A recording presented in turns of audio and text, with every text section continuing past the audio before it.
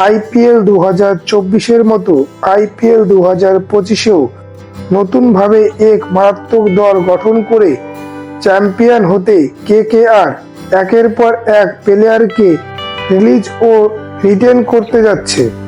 IPL 2025-এর আগে mega নিলাম হওয়ার কথা ডিসেম্বর মাসে। ইন্ডিয়ান এক্সপ্রেসের প্রতিবেদন অনুসারে 4 জন নয়, এবার আইপিএল এর মেগা নিলামের আগে প্রতিটি দল সর্বোচ্চ 5 জন খেলোয়াড়কে রিটেন করতে পারবে। এই পরিস্থিতিতে কোন 5 জন ক্রিকেটারকে ধরে রাখবে কেকেআর, চলুন জেনে নেওয়া যাক।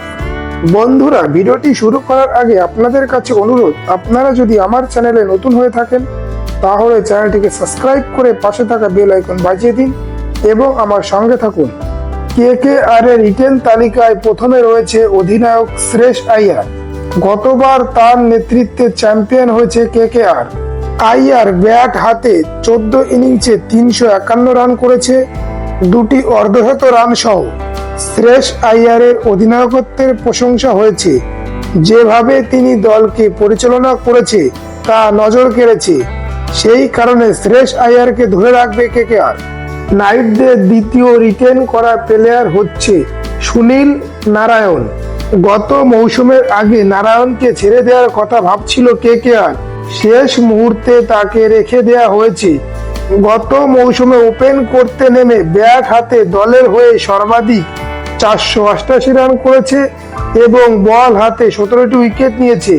তাই এবার যে নারায়ণকে কেকেআর ধরে রাখবে তা এক প্রকার নিশ্চিত। নাইটদের তৃতীয় রিটেন করা প্লেয়ার হতে পারে ফিলিপ সল্ট। গতবারই কলকাতার হয়ে প্রথম খেলেছে সল্ট। ওপেনে তার ও নারায়ণের জুটি কলকাতাকে ভালো শুরু দিয়েছে। 12 ইনিংসে 435 রান করেছে ইংল্যান্ডের এই ব্যাটসম্যান।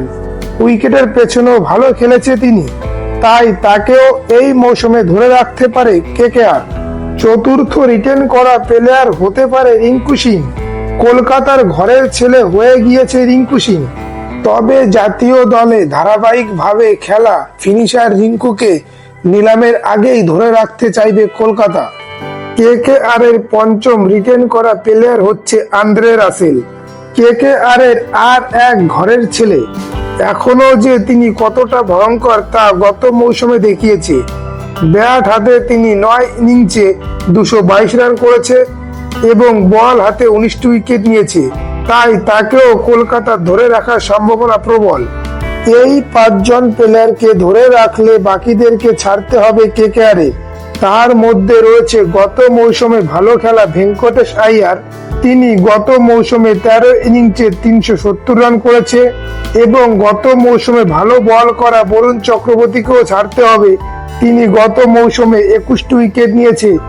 ঠিক তেমনি ভাবে গত মৌসুমে নজর কাড়া হর্ষিত রানা ও বৈভব আরোরাকেও ছাড়তে হবে কেকেআর। বন্ধুরা, আপনাদের মতে কোন 5 জন প্লেয়ারকে রিটেন করা উচিত কেকেআর? আপনাদের মতামত কমেন্টের মাধ্যমে জানাতে পারেন। বন্ধুরা, ভিডিওটি ভালো লাগলে লাইক ও শেয়ার করুন এবং চ্যানেলে নতুন হলে চ্যানেলটিকে সাবস্ক্রাইব করুন। ভিডিওটি শেষ পর্যন্ত দেখার জন্য আপনাদের সকলকে অসংখ্য ধন্যবাদ।